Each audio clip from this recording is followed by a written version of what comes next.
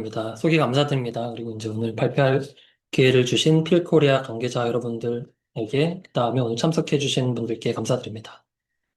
저는 그 지스트 생명과학부에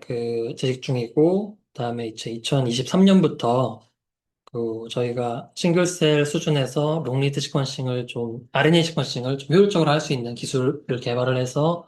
그것을 기반으로 해서 창업을 하였고, 이제 저희가 뭐 싱글셀 레벨에서도 그렇고, 그냥 벌크 수준에서도 이런,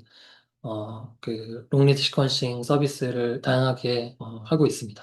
그래서 오늘 말씀드릴 내용은 저희가 이제 싱글셀 레벨에서 스플라이싱 아틀라스를 만들어서 그것에 대해서 이제 저희가 좀 분석하고 좀 새롭게 찾은 것들, 그 다음에 이것들을 어떻게 다른 데이터와 또 이제 통합할 수 있는지 등에 대해서 소개를 드리겠습니다. 이제 아시다시피 얼터너티브 스플라이싱 과정을 통해서 하나의 유전자로부터도 여러 가지 서로 다른 시퀀스를 가진, 그러니까 서로 다른 엑손 조합을 가진 mRNA가 만들어지고 이것들이 트랜슬레이션이 되면은 또 완전히 다른 구조를 가지고 그에 따라서 또 이제 다른 기능을 가진 단백질 아이소폼들이 만들어지게 됩니다. 그래서 이제 90% 이상의 휴먼 진들이 모두 이런 얼터너티브 스플라이싱을 거친다라고 알려져 있기 때문에 이제 사실상 하나의 유전자에서부터 다양한 기능을 가진 단백질들이 만들어질 수가 있는 것이죠.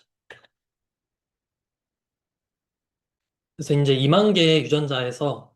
어, 뭐 저희가 이제 싱글셀 레벨에서 분석을 해보면은 20만 개 이상, 뭐 30만 개까지도 아이소폼들이 나오는 것 같은데, 그래서 22만 개에서 20만 개 이상의 스플라이싱 아이소폼, 그리고 이제 서로 다른 기능을 가진 단백질 아이소폼들이 만들어질 수가 있는 것이고,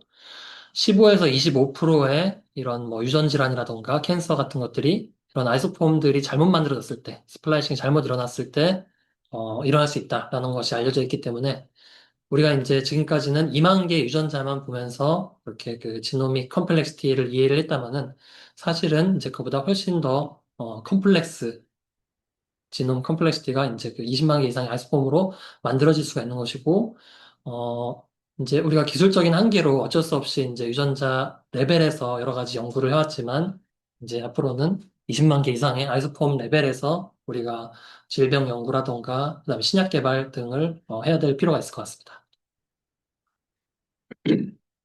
그래서 이제 RNA 시퀀싱을 할 때 이제 왜 우리가 그 스플라이싱 아이소폼을 롱리드 시퀀싱을 했을 때 더 잘 분석을 할 수 있느냐에 대해서 좀 말씀을 드리자면은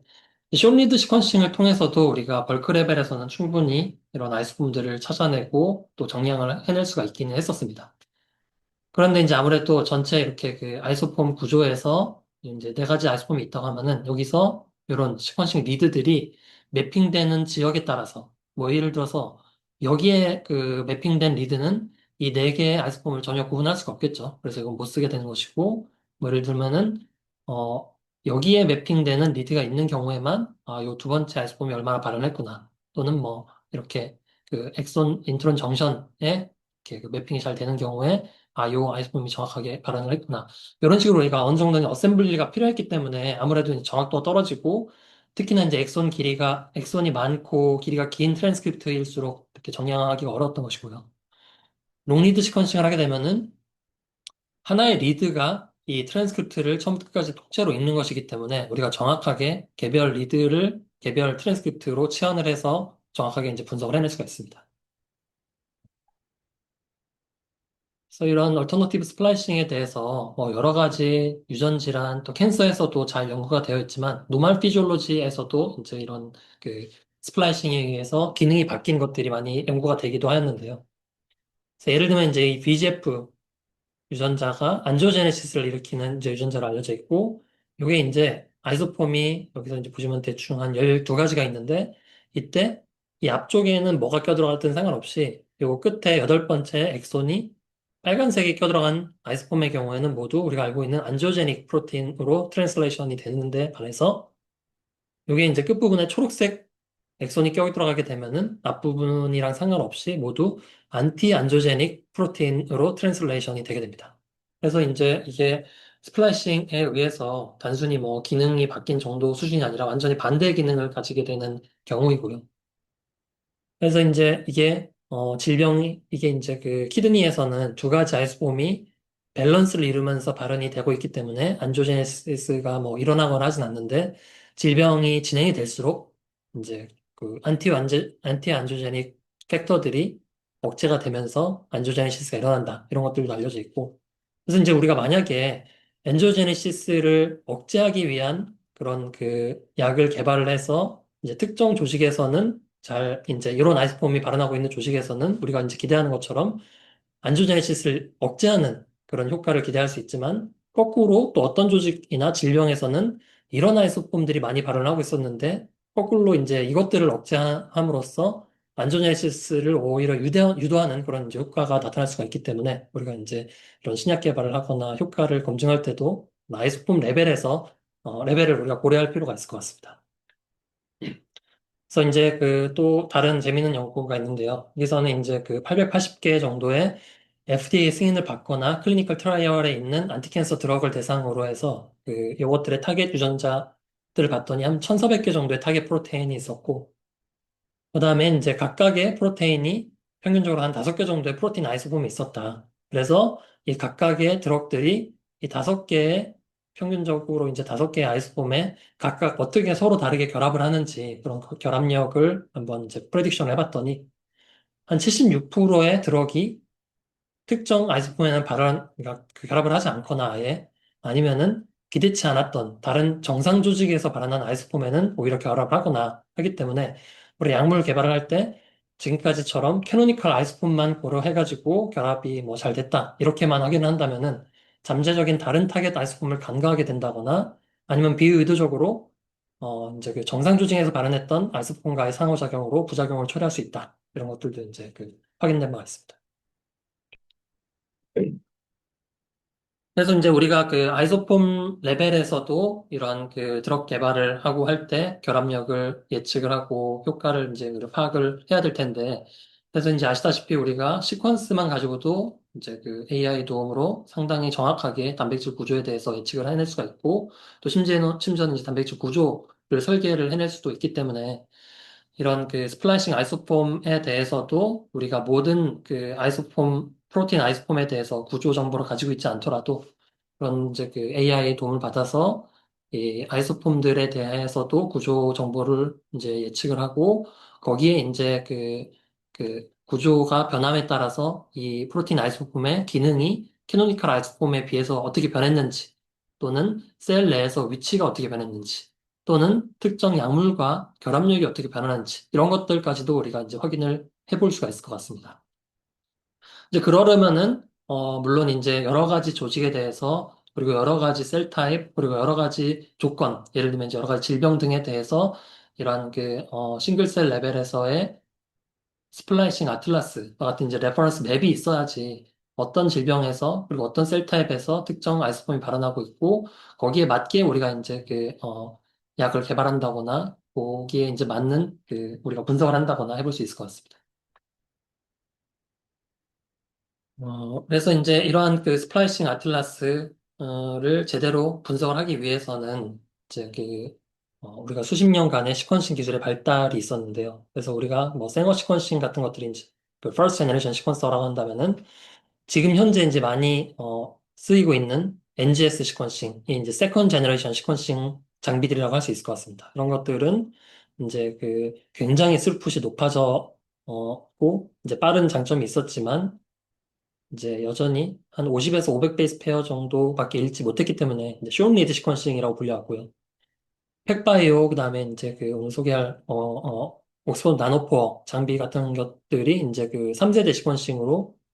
구분이 되고 이것들은 이제 네이티브 DNA를 리얼타임으로 시퀀싱 할 수 있다. 싱글 몰레큘 레졸루션으로 시퀀싱을 할 수 있다. 이런 장점들도 있지만 또 이제 그 가장 큰 장점은 수십 KB 심지어는 뭐 100만 베이스 페어 이상의 굉장히 긴 DNA 프래그먼트 또는 RNA 트랜스크립트를 통째로 읽어낼 수가 있다. 그래서 이제 롱리드 시퀀싱이다라는 큰 장점이 있는 것 같습니다. 그래서 이제 제가 자세하게 소개를 원리에 대해서 드리진 않겠지만 이런 팩바이오 장비의 경우에는 제로 모드 웨이브 가이드라고 이제 하는 작은 웰 안에서 이 DNA를 합성을 하면서 그 형광 이제 서로 다른 베이스에서 띄는 형광을 보고 시퀀싱을 싱글 몰레큘에서 하는 방식이고, 그다음에 이제 ONT의 경우에는 이렇게 나노포를 이용을 해서 저희의 흐름이 방해되는 패턴을 보고 이제 시퀀싱하는 이제 그 원리죠. 그래서 이제 롱리드 시퀀싱이다. 리얼타임으로 결과를 우리가 바로바로 얻을 수가 있다. 그다음에 싱글 몰레큘러 시퀀싱이다. 라는 이제 큰 장점들이 있는 것 같습니다. 그래서 이제 롱리지 컨싱을 한다면은 얻을 수 있는, 우리가 분석상에서 얻을 수 있는 여러 가지 장점이 이제 지놈 어셈블리를 좀 더 잘할 수 있다. 어떤 뭐 리핏이라던가 잘 시퀀싱이 안 되는 부분에 대해서도 길게 길게 읽음으로 해서 우리가 이제 어셈블리를 조금 더 정확하게 할 수가 있기 때문에 어떤 다양한 종에 대해서 드노버 시퀀싱을 해서 어셈블리를 잘한다거나 또는 이제 어, 그 휴먼 판지놈 프로젝트와 같이 그 여러 사람의 DNA를 이제 그 굉장히 높은 퀄리티의 지놈 어셈블리를 할 수 있도록 그렇게 이런 그 롱리 시퀀싱들이 활용이 되고 있습니다. 그다음에 이제 리핏 리전에 대해서도 이제 이런 리핏 유닛이 두 개나 세 개 이렇게 되는 것들이 뭐 수십에서 수백 번 반복되는 지역에서는 이런 숏 리드 시퀀싱으로는 몇 번 이 리드가 반복이 되는지 그 사이에 이제 어떤 변이가 있지는 않은지 이런 것들을 파악하기 어렵지만 이제 롱 리드 시퀀싱을 통해서는 우리가 리핏을 포함한 양옆의 시퀀스까지 통째로 읽어낼 수가 있기 때문에 굉장히 정확하게 이 길이를 측정을 해낼 수가 있습니다. 그다음에 이제 또 큰 장점은 이 DNA를 읽으면서 거기에 있는 모디피케이션, 이런 그 사이토신 메틸레이션까지 한꺼번에 바로 읽어낼 수가 있고, 이제 앰플리피케이션을 하지 않는다면, 심지어는 RNA도 우리가 디렉트 RNA 시퀀싱을 통해서, 그 cDNA 변환 없이 읽어낼 수가 있는데, 그때 이제 RNA 상에 있던 여러 가지 모디피케이션에 대해서도 우리가 이제 정보를 얻을 수가 있습니다. 그다음에 이제 스트럭처럴 베리에이션, 굉장히 큰 범위에서 일어나고 있는 베리에이션들, 뭐 예를 들면 트랜스로케이션, 인버전, 그다음에 그 큰 범위에서 일어나는 딜리션이라든가 인서션, 그다음에 텐덤, 듀플리케이션 같은 것들을 정확하게 이제 파악을 할 수가 있고, 하플로타이핑, 페이징을 잘 할 수가 있다. 그래서 이제 특정 변이가 일어났을 때 그것들이 그 어느 쪽 크로모즘에서 일어난 것인지에 대해서 우리가 구분을 해서 분석을 해낼 수가 있습니다. 좀 더 이제 자세하게 그 DNA 시퀀싱을 했을 때, 예시를 들어드리자면은, 요 텐덤 리핏의 경우에는 똑같은, 아까 이제 보여드렸던 뭐 세 개 또는 두 개의 베이스가 계속해서 반복되는 그런 서열들을 일컫는데, 이런 것들이 이제 수십에서 뭐 이제 수백 개까지 굉장히 이제 익스펜션이 되어 있을 수가 있고, 이런 것들에 이제 잘못 그 익스펜션이 되었을 때, 질병을 일으키기도 합니다. 그래서 이런 것들이 결국에는 그 아미노 애시드 시퀀스를 바꿔서 프로틴 스트럭처를 바꾼다거나 아니면은 메틸레이션을 변화를 시켜서 진 익스프레션을 바꾼다거나 이런 것들이 이제 알려져 있고 그래서 이제 우리가 롱리드 시퀀싱을 한다면은 뭐 굉장히 긴 길이의 그런 리핏이라고 하더라도 이것은 이제 통째로 읽어내 가지고 이제 그 길이가 정확히 리핏이 몇 번이 반복이 됐느냐 그다음에 심지어는 그것이 어느 쪽 크로모즘에서 왔느냐까지도 이제 페이징을 해서 구분을 해서 분석을 해낼 수가 있습니다. 또 한 가지 이제 세그먼탈 디플리케이션의 경우에는 이제 그 굉장히 넓은 영역의 도메인이라던가 아니면 유전자가 이렇게 그 지놈상에 몇 카피씩 이렇게 그 디플리케이션이 되어 있는 그런 어, 그 형태를 말하고요. 이제 이게 그 대부분의 경우에 이제 그 똑같은 시퀀스에서 유래가 됐다고 하더라도 이제 뮤테이션이 계속 쌓이면서 이제 여전히 하나의 유전자는 이렇게 액티브한 원래 기능을 가지고 있지만 다른 유전자 또는 이제 다른 그 수도진들은 점차 이제 뮤테이션이 쌓여가지고 이게 수도진으로 더 이상 이제 기능을 잃어버리게 되거나 혹시 이제 새로운 기능을 가지게 되는 이제 새로운 유전자가 탄생을 하기도 합니다. 그래서 이제 이게 진 지놈 이볼루션의 이제 중요한 메커니즘이 되는 것으로 알려져 있는데요. 그래서 아무튼 이런 것들이 세그먼털 디플리케이션들도 이렇게 카피 넘버가 다를 수도 있고 또한 이제 그 굉장히 시퀀스가 비슷하더라도 그 내에서 어떤 이제 변이들이 있을 수가 있는데 우리가 이제 그 롱리드 시퀀싱을 하면은 이것들에 대해서 이제 좀 붙어 있는 듀플리케이션이면은 정확하게 이제 카피 수를 파악을 한다거나 아니면은 이제 그 이렇게 세 개의 서로 다른 듀플리케이션이라고 하더라도 이 각각의 어떠한 차이가 있는지 또 그 안에서 어떤 변이가 있는지를 또 이제 두 개의 크로모솜상에서 구분을 해서 분석을 해볼 수도 있습니다. 그래서 결국에는 이런 것들을 통해서 우리가 이제 그 기존에 진단되지 않았던 여러 가지 이제 그 멘델리안 디지즈에 대해서도 이렇게 진단을 해볼 수가 있을 텐데요.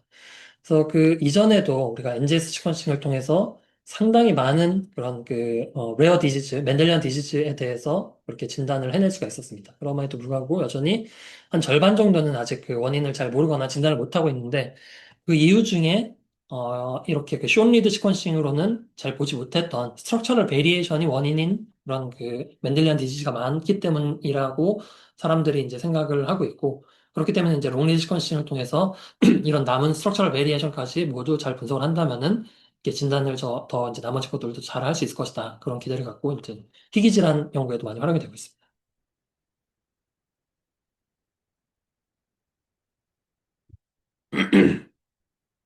그래서 이제 지놈 연구를 하는 데 있어서 롱리드 시퀀싱의 장점이 이렇게 멘델리안 디지즈에서 여러 가지 종류의 스트럭처럴 베리에이션을 잘 분석을 할 수 있다. 이제 하플로타입을 나누어가지고 분석할 수 있다. 이런 장점도 있었지만 이렇게 그 폴리제닉 디지즈, 컴플렉스 디지즈에 대해서도 지와스를 하는 데 있어서 이제 도움이 될 수 있을 것 같습니다. 그래서 우리가 지금까지 이제 레퍼런스 지놈으로 사용됐던 그런 레퍼런스는 대부분이 한 명 플러스 이제 몇 명의 그 DNA를 가지고 시퀀싱을 해가지고 이제 하나의 이렇게 그 레퍼런스 지놈을 만들어 둔 것이죠. 그래서 이것을 이제 리니어 레퍼런스 지놈이라고 하고 여기에는 이제 여러 가지 그 이제 전체 그 사람 파퓰레이션 내에 있는 변이들을 잘 반영을 하고 있지는 못하고 있죠. 그런데 이제 최근에는 롱리드 시퀀싱의 도움을 받아서 우리가 이제 굉장히 여러 파퓰레이션 수준의 이제 많은 사람들에 대한 정상인들에 대한 그런 지놈 시퀀싱을 이제 하이 퀄리티로 얻어가지고 그 레퍼런스 지놈을 만드는 프로젝트를 휴먼 판 지놈 프로젝트 레퍼런스 프로젝트라고 하고 그래서 이제 레퍼런스 지놈도 이렇게 그 하나의 리니어 형태가 아닌 이렇게 그 그래프 형태로 만들어내게 됩니다. 그래서 여기에는 뭐 이런 부분이 이제 여러 그 사람들에서도 그러니까 시퀀스가 그대로 유지가 되는 부분이고, 뭐 이런 부분은 예를 들어서 특정 SNP가 있거나, 뭐 특정 SV가 있거나, 인설션이나 딜리션이 있거나, 이런 것들을 이제 모두 반영을 해서 이런 식으로 이제 그 레퍼런스를 우리가 만들어 낼 수가 있기 때문에, 이제 지와스를 한 다음에 이것들에 대해서 해석을 할 때, 또는 이제 그 마찬가지로 멘델리안 진에 대해서도 이제 해석을 할 때, 이제 어떤 것들은 좀 정상인 범주에 있는 변이들이고 어떤 것들은 이제 질병과 관련된 것들인지 그런 것들 이제 구분을 해볼 수가 있을 것 같고요. 좀 더 나아가서는 우리가 지와스 하는 것 자체도 우리가 이제 이전에는 지노타이핑을 가지고 굉장히 이제 큰 코호트에 대해서 그 지노타이핑을 해서 지와스 분석을 주로 했다면은 또 최근에는 엑솜 시퀀싱이라던가 홀지놈 시퀀싱을 가지고 지와스를 해가지고 좀 더 이제 레어한 그 베리언트라던가 아니면은 이제 어쨌든 그 지노타이핑 칩에 없었던 그런 이제 변이에 대해서도 우리가 이제 찾아낼 수가 있었는데 이것을 좀 더 이제 롱리 시퀀싱이 저렴해지고 이제 많이 사용을 할 수 있게 된다면은 아예 그 GWAS 스터디 자체를 롱리 시퀀싱으로 해가지고 뭐 수만 명,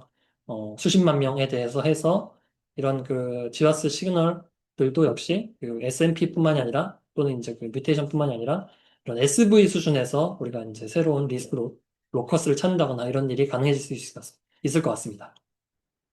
그다음에 아까 말씀드렸던 것처럼 이제 그 DNA 시퀀싱을 하면서 동시에 이런 DNA 메틸레이션 또는 이제 RNA 상에 있는 여러 가지 모디피케이션 또 최근에는 이제 크로마틴 어세서빌리티를 이제 같이 얻을 수 있는 그런 이제 방법들도 개발이 되어 있기 때문에 그런 변이들에 대해서 이제 이런 것들이 에피제네틱 모디피케이션 패턴과는 어떤 이제 상관관계가 있는가 이런 것들을 이제 연구를 해볼 수가 있고요. 또한 이제 이런 롱리드 지놈 시퀀싱 한 결과를 트랜스크립톰 데이터와도 통합 분석을 해볼 수가 있습니다. 그래서 이제 많이 사용되는 방법이 QTL 방법 또는 Earlier Specific Expression 방법들이 있는데요. 그래서 이제 그 QTL이라고 하는 것은 특정 변이와 이제 그 뭐 예를 들면 100명 이상의 굉장히 큰 코호트 수준에서 우리가 DNA 시퀀싱 그다음에 그 RNA 시퀀싱 데이터가 함께 있을 때 특정 변이가 어떠한 유전자의 그 발현 정도와 좀 코릴레이션이 있는가를 통해서 특정 변이가 그러면은 그 유전자의 발현을 조절을 하는구나. 그렇게 또는 이제 코릴레이션이 있구나. 그렇게 이제 우리가 판단할 수 있는 그런 분석 기법입니다. 이제 이것을 우리가 롱리드 시퀀싱, RNA 시퀀싱을 한다면은 스플라이싱 수준에서 특정 변이가 있으면은 특정 아이소폼이 발현을 하는구나. 특정 스플라이싱 패턴이 나타나는구나. 이런 것들을 우리가 확인을 해볼 수가 있고 또한 이렇게 earlier specific expression이라는 것은 이제 우리가 그 페이징을 할 수가 있기 때문에 어떤 쪽 크로모좀에서 온 유전자가 그 특정 변이가 있을 때, 그 유전자 주변에 있는 변이가 어떤 유전자의 발원과 관련이 있구나. 이런 식으로 이제 분석을 해볼 수가 있습니다. 그래서 결국에는 이러한 그 과정을 통해서 QTL 또는 이제 Earlier Specific Expression 분석을 통해서 우리가 이제 지와스를 통해 찾았던 베리언트들이 그게 어떤 유전자에 와 관련이 있고, 그래서 어떻게 이제 질병과 관련이 있는지를 이제 그 분석하는 데 도움이 될 수 있는 그런 분석 기법들입니다. 그다음에 이제 우리가 RNA 시퀀싱을 롱리드 시퀀싱으로 한다면은 또 여러 가지 장점이 있을 수가 있는데요. 첫 번째는 그 RNA 스플라이싱에 대해서 좀 더 잘 연구를 할 수 있다. 그래서 이렇게 한 유전자에 대해서 여러 가지 종류의 아이소폼들이 나올 수가 있고, 이런 것들이 이제 우리가 롱리드 시퀀싱을 통해서 정확하게 구분을 해서 이렇게 정량을 할 수가 있는 것이죠. 여기서 좀 더 나아가서는 뭐 드노보 아이소폼들 뭐 이런 인트론 리텐션이라던가 리드 스루 같이 뭐 엑손을 지나쳐서 조금 더 이렇게 그 포함이 되어서 이제 트랜스크립션이 된 이런 트랜스크립트들이라던가 또는 뭐 이렇게 그 폴리에이 테일의 길이가 달라진 것들을 본다거나 아니면은 아까 말씀드린 것처럼 디렉트 RNA 시퀀싱을 통해서 모디피케이션이 된 베리언트라던가 그 베이스라던가 그다음에 RNA 에디팅이 된 것들도 이제 우리가 그 구분을 해서 분석을 해볼 수가 있습니다. 그다음에 이제 그 트랜스포저블 엘리멘트와 같이 이제 그 굉장히 지놈상에서 굉장히 이제 리핏 카피가 많은 이런 그 유전자에 대해서도 리핏에 대해서도 우리가 이러한 트랜스크립트를 좀 더 정확하게 어떤 로커스에서부터 발현이 된 것인지에 대해서 분석을 해볼 수가 있습니다. 그래서 이제 아까 그 말씀드린 텐덤 리핏 또는 이제 뭐 세그먼탈 듀플리케이션과 마찬가지로 얘네도 이제 같은 시퀀스가 아마도 바이러스로부터 유래된 같은 시퀀스가 지놈상에 굉장히 이제 여러 카피가 있는 것이기 때문에 이 예를 들어 이제 세 군데가 있을 때 요게 이제 발현된 트랜스크립트가 정확히 어느 로커스에서부터 발현이 됐는지를 정확하게 이제 구분하기가 좀 어렵습니다. 숏리드 시퀀싱을 했을 때는. 그렇지만 이제 롱리드 시퀀싱을 하게 되면은 우리가 뭐 요 세 개의 그 T라고 하더라도 같은 리핏이라고 하더라도 조금씩의 이제 변이는 있기 때문에 이런 것들을 보고 정확하게 이제 어떤 로커스에서부터 발현된 T인지 이런 것들 이제 분석을 해볼 수 있겠습니다. 그래서 이제 그 롱리드 RNA 시퀀싱을 하게 되면은 이렇게 얼리어 스페시픽한 익스프레션을 볼 수 있다. 그다음에 RNA 모디피케이션 볼 수 있다. 그다음에 이제 뭐 DNA 시퀀스와 비교를 해서 이제 트랜스크립트 상에서 일어난 에디팅이라던가 또는 그냥 그 우리가 DNA 시퀀스가 없더라도 그런 그 트랜스크립트 상에 있는 뮤테이션이라고 한다면은 이런 점라인 뮤테이션, 소마틱 뮤테이션 등을 구분을 해서 예를 들면 이제 캔서 클론들 간에 어떻게 이제 그 시퀀스가 다른지 등에 대해서 분석을 해볼 수가 있을 것 같고요. 그 다음에 이제 새로운 아이소폼 찾을 수 있다. 그 다음에 이제 이런 differentially expressed 아이소폼, 그 다음에 differential transcript usage 분석 등을 해볼 수가 있습니다. 이제 그 differentially expressed 아이소폼이라는 개념은 우리가 그냥 RNA 시퀀싱 했을 때 differentially expressed 진 분석을 하는 것과 이제 비슷한 개념인데요. 이제 이것을 그냥 단순히 여러 조건하고 비교를 했을 때 그냥 발현이 변한 아이소폼을 찾는 그런 이제 개념이라고 보시면 될 것 같습니다. 그런데 이제 이런 아이소폼 분석을 하다 보면은 이제 그 상당수의 유전자 발현이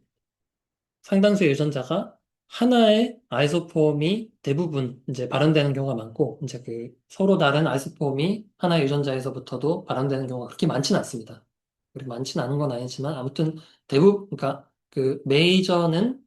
하나의 유전자에서 한 종류의 아이소폼이 발현되는 경우가 이제 많이 있고요.